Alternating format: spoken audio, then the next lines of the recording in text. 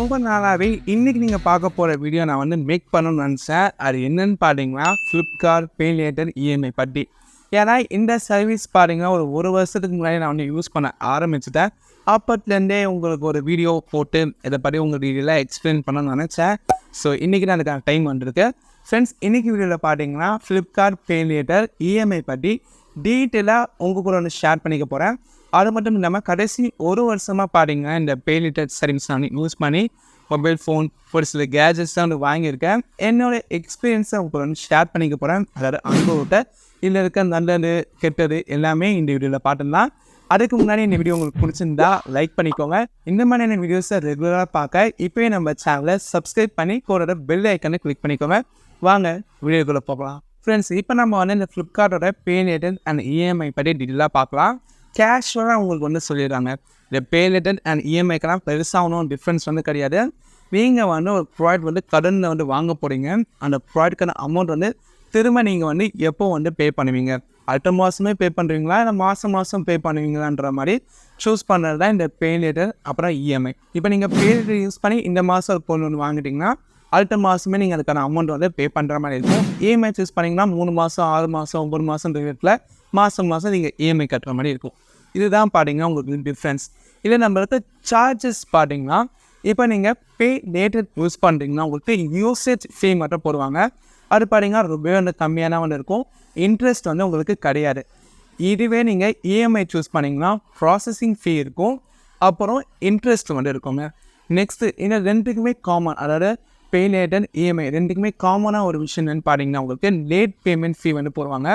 இப்போ நீங்கள் வந்து இந்த மாதம் ஒரு பொருள் வாங்கணும் இல்லை மாதம் நீங்கள் வந்து கட்டுற மாதிரி சூஸ் பண்ணாலும் உங்களுக்கு 5ஆம் தேதி தான் பார்த்தீங்கன்னா டியூ டேட். ஸோ 5ஆம் தேதிக்குள்ளே நீங்கள் அமௌண்ட் வந்து பே பண்ணிடணும். அப்படி நீங்கள் பே பண்ண மிஸ் பண்ணிட்டீங்கன்னா இந்த லேட் பேமெண்ட் ஃபீ வந்து போடுவாங்க. ஃப்ரெண்ட்ஸ், நான் உங்களுக்கு பார்த்தீங்கன்னா இந்த மாதிரியான ப்ராசஸிங் ஃபீ வந்து இருக்கும், யூசேஜ் ஃபீ இருக்கும், இன்ட்ரெஸ்ட் இருக்கும். இதை மட்டும் சொல்லிட்டேன். ஆனால் இன்னும் எவ்வளோ பர்சன்டேஜ் வந்து இருக்கும்னு நான் உங்ககிட்ட வந்து சொல்லலை. ஏன்னு பார்த்தீங்கன்னா ஒரு ஃபியூ டேஸ்க்கு முன்னாடி நான் வந்து இந்த வீடியோ மேக் பண்ணலான்னு பார்க்கும்போது ஃப்ளிப்கார்ட்டில் ஒரு அப்டேட் வந்து வந்துச்சு. அந்த அப்டேட்க்கு அப்புறம் நம்மளுக்கு இன்ட்ரெஸ்ட் ரேட் பார்த்தீங்கன்னா கொஞ்சம் சேஞ்ச் வந்து பண்ணிட்டாங்க. அதனால் இந்த வீடியோ நான் இவ்வளோ தான் இன்ட்ரெஸ்ட் வந்து இருக்கும் நான் வந்து ஃபிக்ஸடாக வந்து சொல்ல முடியாது. அது எப்போ வேணால் மாறலாம், அதிகமாகலாம் கம்மியாகலாம். அதனால் இந்த மாதிரியான இன்ட்ரெஸ்ட் ரேட், ப்ராசஸிங் ஃபீ எல்லாமே எங்கே போய் நீங்கள் வந்து பார்க்குறதுன்றத நான் வந்து சொல்லிட்டேன். அங்கே போய் பார்த்து நீங்கள் வந்து கரண்ட்லி எவ்வளோ சார்ஜஸ் இருக்குன்றதை நீங்கள் வந்து பார்க்கலாம். அதுக்கு ஃப்ளிப்கார்ட் ஆப் வந்து ஓப்பன் பண்ணுங்கள். ஓப்பன் பண்ணுறோம் Pay Later ஆப்ஷன் வந்து சூஸ் பண்ணுங்கள். இது உள்ள வந்தீங்கன்னா ஃபஸ்ட் நீங்கள் Pay Later அண்ட் EMIக்கான கிரெடிட் லிமிட் வந்து பார்க்கலாங்க. ஸோ என்னுடைய அக்கௌண்ட்டுக்கு பார்த்தீங்கன்னா நான் ஃபஸ்ட் டைம் ஓப்பன் பண்ணும்போது 4000 பார்த்தீங்கன்னா Pay Laterம், EMIக்கு பார்த்தீங்கன்னா ஒரு 20,000 எனக்கு கிரெடிட் லிமிட் வந்து இருந்துச்சு. ஆனால் இன்றைக்கி டேடியில் 10,000 பார்த்தீங்கன்னா எனக்கு Pay Laterம், EMIயில் 50,000 பார்த்தீங்கன்னா எனக்கு லிமிட் வந்து இருக்குது. இது எதனாலன்னு பார்த்தீங்கன்னா நான் வந்து இந்த சர்வீஸ் வந்து யூஸ் பண்ணி நான் சில ப்ராடக்ட்ஸ்லாம் வந்து வாங்கி கரெக்டாக நான் வந்து பே பண்ணனால எனக்கு அமௌண்ட் பார்த்தீங்கன்னா இன்க்ரீஸ் பண்ணியிருக்காங்க. நீங்கள் ஃபஸ்ட் டைம் ஓப்பன் பண்ணும்போது உங்களுக்கு அமௌண்ட் வந்து கம்மியாக தான் வந்து இருக்கும். நீங்கள் வந்து அதை யூஸ் பண்ணி கரெக்டாக ரீபேலாம் வந்து பண்ணுறதுன்னு பார்த்தீங்கன்னா உங்களுக்கு அமௌண்ட் வந்து இன்க்ரீஸ் பண்ணுவாங்க. இங்கே கூட நீங்கள் வந்து பார்க்கலாம். இப்போ நீங்கள் வந்து EMI 80,000க்கு இன்க்ரீஸ் பண்ணலான்ற ஆப்ஷன் வந்து இதுக்கு எனேபிளாக இருக்குது. இந்த இதை பார்க்கலாம். இந்த மாதிரி நீங்கள் அமௌண்ட் வந்து இன்க்ரீஸ் பண்ணிக்க முடியுங்க.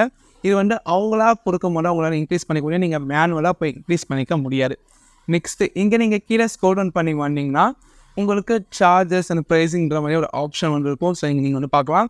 இது உள்ள வந்ததுக்கப்புறம் இந்த Pay Later EMI யூஸ் பண்ணுறதுக்கு உங்களுக்கு என்ன மாதிரியான ஃபீலாக வந்து இருக்குது, ஸோ எவ்வளோ பர்சன்டேஜ் எல்லாமே நீங்கள் வந்து பார்க்கலாம்.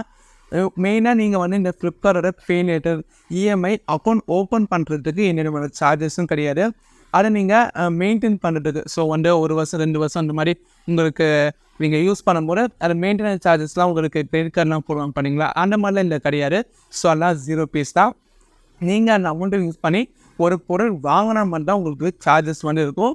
அதை உங்களுக்கு ஃபஸ்ட்டு நீங்கள் Pay Later யூஸ் பண்ணும்போது உங்களுக்கு யூசேஜ் ஃபீ எவ்வளோ இருக்குன்றது நீங்கள் பார்க்கலாம். 5 rupeesலேருந்து 20 rupeesக்குள்ளே இருக்குன்ற மாதிரி சொல்கிறோம். GSTல ஆட் பண்ணி எவ்வளோ இருக்குன்றதெல்லாம் மென்ஷன் பண்ணியிருக்காங்க, நீங்கள் பார்க்கலாம்.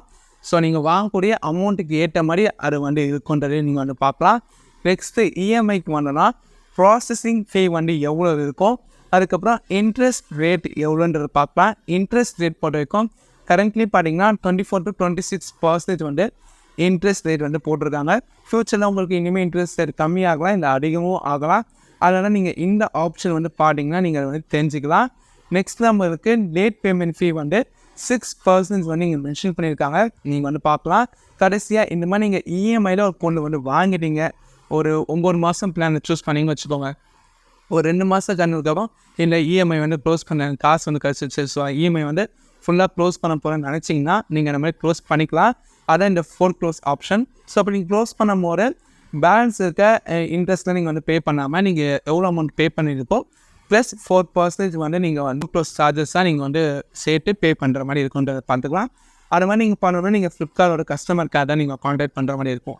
ஓகேங்களா ஃப்ரெண்ட்ஸ், இப்போ நீங்கள் இந்த ஆப்ஷன் உள்ள வந்தாலே இந்த ஃப்ளிப்கார்ட்டோட pay later and EMI party வெரியாக எவ்வளோ சார்ஜஸ் வந்து இருக்குது, என்ன ஏதுன்னு டீட்டெயிலாக இங்கே உங்களுக்கு வந்து போட்டிருப்பாங்க. நீங்கள் இதை பார்த்துட்டு நெக்ஸ்ட் வந்து நீங்கள் ப்ராடக்ட் வந்து வாங்கிறதுக்கு மூவ் ஆகலாம். ஃப்ரெண்ட்ஸ், இப்போ நீங்கள் வந்து இந்த பே லெட்டர் அண்ட் இஎம்ஐ வந்து இது யூஸ் பண்ணுறது பற்றி பார்க்கலாம். நீங்கள் பே லெட்டர் வந்து யூஸ் பண்ண போகிறீங்கன்னா உங்களுக்கு எவ்வளோ ரேட் லிமிட் வந்து இருக்கோ அதை நீங்கள் ஃபுல்லாகவே வந்து யூஸ் பண்ணிக்கலாம். ஓகேங்களா, ஸோ ஒரு 1000 ரூபாய்க்கு 2000 ரூபாய்க்கு ஒரு பொருள் பார்க்குறீங்கன்னா நீங்கள் அந்த பே லெட்டர் யூஸ் பண்ணி கண்டிப்பாக வந்து வாங்கிக்கலாம். இதுவே நீங்கள் இஎம்ஐக்கு போயிட்டீங்கன்னா மினிமம் 2500 ருபீஸ்க்கு மேலே தான் அந்த ப்ராடக்டோட ப்ரைஸிங் வந்து இருக்குன்னா மட்டும்தான் நீங்கள் இஎம்ஐ ஆப்ஷன் வந்து யூஸ் பண்ண முடியுன்றதை தெரிஞ்சுக்கோங்க. இப்போ நான் வந்து இஎம்ஐயில் ஒரு ப்ராடக்ட் நான் வந்து சூஸ் பண்ணுறேன். அதில் நம்மளுக்கு இன்ட்ரெஸ்ட் ரேட் எவ்வளோ இருக்குது, ப்ராசஸிங் ஃபீலாம் எவ்வளோ இருக்குன்றதை நீங்களே ஒன்று பாருங்கள். ஸோ இப்போ நான் ஒரு ப்ராடக்ட் வந்து சூஸ் பண்ணியிருக்கேன், ஒரு ஸ்மார்ட் ஃபோன் தான். இல்லை நம்மளுக்கு வியூ பிளான்ஸில் ஒரு ஆப்ஷன் வர கிளிக் பண்ணிக்கிறேன். இங்கே பார்த்தீங்கன்னா ஃப்ளிப்கார்ட்டோட பே லேட்டர் இஎம்ஐ சூஸ் பண்ணும்போது மாதம் நான் எவ்வளோ வந்து பே பண்ணுறேன், ஸோ இன்ட்ரெஸ்ட் ரேட் என்னன்றது நான் வந்து பார்த்துக்கலாம். இதை நீங்களுமே வந்து பாருங்கள். ஸோ இந்த மாதிரி நீங்கள் ஒரு பொருள் வந்து வாங்க போகிறீங்கன்னா ஃபஸ்ட்டு வந்து மந்த்லி பேயபிள் வந்து எவ்வளோ இருக்குது, ஸோ இன்ட்ரெஸ்ட் ரேட் எவ்வளோ இருக்குன்றதை பாருங்கள். நெக்ஸ்ட்டு ப்ராசஸிங் ஃபீலாம் எவ்வளோ வந்து இருக்குது, ஸோ அதை பற்றி நீங்கள் கரெக்டாக தெரிஞ்சுக்கணும்னு நினச்சிங்கன்னா அந்த ப்ராடக்ட் வந்து பை நோ ஆப்ஷன் கிளிக் பண்ணுங்கள். அடுத்த ஆப்ஷன் போங்க, பேமெண்ட்டில் போய் இஎம்ஐ ஆப்ஷன் கிளிக் பண்ணி நீங்கள் மந்த்லி எவ்வளோ வந்து பே பண்ண போகிறீங்க, அதாவது 3 months 6 months அந்த பிளான் வந்து சூஸ் பண்ண போகிறீங்கன்றதை பார்த்து 3 months 6 months 9 monthsன்றதை சூஸ் பண்ணி இல்லை கீ ஸ்டேட்மெண்ட்ற மாதிரி ஒரு ஆப்ஷன் இருக்கும், அதை கிளிக் பண்ணிங்கன்னா இங்கே நீங்கள் வந்து அந்த ப்ராசஸிங் ஃபீ வந்து நீங்கள் எவ்வளோ பே பண்ணுவீங்கன்ற மாதிரி எல்லா டீட்டெயில்ஸுமே இங்கே வந்து போட்டிருப்பாங்க. மந்த்லி பே பண்ணும் போது அந்த ப்ராடக்ட் ப்ரைஸ் ப்ளஸ் இன்ட்ரெஸ்ட் வந்து எவ்வளோ வருது எல்லாமே இங்கே விலாவரியாக கொடுத்துருப்பாங்க. இங்கே நீங்கள் வந்து அதை பார்த்துக்கலாம். நெக்ஸ்ட் நம்ம இந்த ஃப்ளிப்கார்ட்டோட பே லெட்டர் இஎம்ஐ வந்து எப்படி ஆக்டிவேட் பண்ணுறது பற்றி பார்க்கலாம். ஆக்டிவேட் பண்ணுறது ரொம்பவே ஈஸினா டிஸ்கிரிப்ஷனில் ஆக்டிவேட் பண்ணுறதுக்கான லிங்க் கொடுத்துருது. அந்த லிங்க் கிளிக் பண்ணிங்கன்னா உங்களுக்கு ஸ்ட்ரெயிட்டாக ஆப்பில் வந்து ஓப்பன் ஆகிடும். அதுக்கப்புறம் நீங்கள் வந்து உங்களோட Aadhaar card, PAN card and வந்து பேங்க் அக்கௌண்ட் டீட்டெயில்ஸ் கொடுத்து நீங்கள் வந்து அக்கௌண்ட் வந்து ஓப்பன் பண்ணிக்கலாம். அக்கௌண்ட் ஓப்பனிங் சார்ஜஸ்லாம் எல்லாமே ஃப்ரீ தான். ஓப்பன் பண்ணதுக்கப்புறம் உங்களுக்கான கிரெடிட் லிமிட் வந்து எவ்வளோன்றத நீங்கள் வந்து பார்த்துக்கலாம். ஸோ அதுக்கப்புறம் நீங்கள் வந்து லேட்டராக எப்படி அந்த பே லேட்டர் ஆப்ஷனை நீங்கள் வந்து செக் பண்ணுன்னு பார்த்தீங்கன்னா ஃப்ளிப்கார்ட் ஆப் ஓப்பன் பண்ணுங்கள், அக்கௌண்ட் ஆப்ஷன் கிளிக் பண்ணுங்கள். இங்கே உங்களுக்கு அந்த பே லேட்டர்ன்ற ஆப்ஷன் இருக்கும், அதை கிளிக் பண்ணி என்ன டீட்டெயில்ஸ்லாம் வந்து பார்த்துக்கலாம். ஓகே, ஃபைனலி பார்த்தீங்கன்னா இந்த ஃப்ளிப்கார்ட் பே லேட்டர் நான் ஓப்பன் பண்ணுறதுக்கான ரீசன் என்னோட அனுபவத்தை உங்க கூட வந்து ஷேர் பண்ணிக்க போகிறேன். ஒரு 1 yearக்கு முன்னாடி பார்த்தீங்கன்னா என்னோடய மொபைல் வந்து ரிப்பேர் ஆகிடுச்சு. ஸோ அந்த டைமில் டக்குன்னு ஒரு மொபைல் வாங்கணும்னா இந்த ஃப்ளிப்கார்ட் இஎம்ஐ ஆப்ஷன் யூஸ் பண்ணி ஒரு மொபைல் ஃபோன் வந்து வாங்கினேன். அந்த மொபைலோட ப்ரைஸிங் பார்த்தீங்கன்னா ஒரு 15,000. அதுக்கான இன்ட்ரெஸ்ட் வந்து ஒரு 1500 ருபீஸ் வந்து பே பண்ணியிருந்தேன். 9 months பிளான் வந்து சூஸ் பண்ணி வாங்கியிருந்தேன். ஸோ நான் பார்த்தீங்கன்னா எப்படி இருந்தாலும் அந்த ப்ராடக்டோட ப்ரைஸிங்லேருந்து ஒரு 2000 ருபீஸ் கிட்ட வந்து எக்ஸ்ட்ரா வந்து பே பண்ண அந்த ப்ராடக்ட் வந்து வாங்குற மாதிரி இருந்துச்சு. பட் அந்த ஒரு டைமில் பார்த்தீங்கன்னா எனக்கு அந்த ஸ்மார்ட் ஃபோன் வந்து ரொம்பவே வந்து தேவைப்பட்டுச்சு. ஸோ அதனால் வந்து எனக்கு நீட் இருந்தனால எக்ஸ்ட்ரா பே பண்ணாலும் பரவாயில்லன்னா நான் வந்து வாங்கிட்டேன். இந்த மாதிரி உங்களுக்கு ஒரு நீட் வந்து இருக்குது.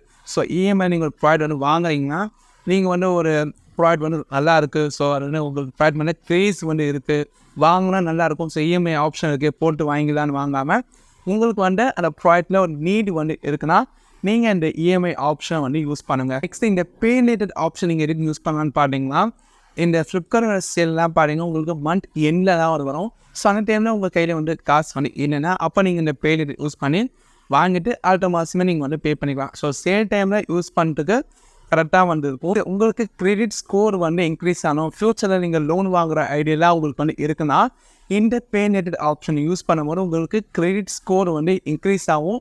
ஸோ நான் பார்த்தீங்கன்னா கரெக்டாக வந்து மந்த்லி கரெக்டாக வந்து பே பண்ணி முடிச்சனால என்னோடய கிரெடிட் ஸ்கோருமே பார்த்தீங்கன்னா இந்த ஃப்ளிப்கார்ட் பே லேட்டர் யூஸ் பண்ணி நான் வாங்கினதுனால எனக்கு கிரெடிட் ஸ்கோர் வந்து இம்ப்ரூவ் ஆகிருக்கு, இன்க்ரீஸ் ஆகிருக்கு.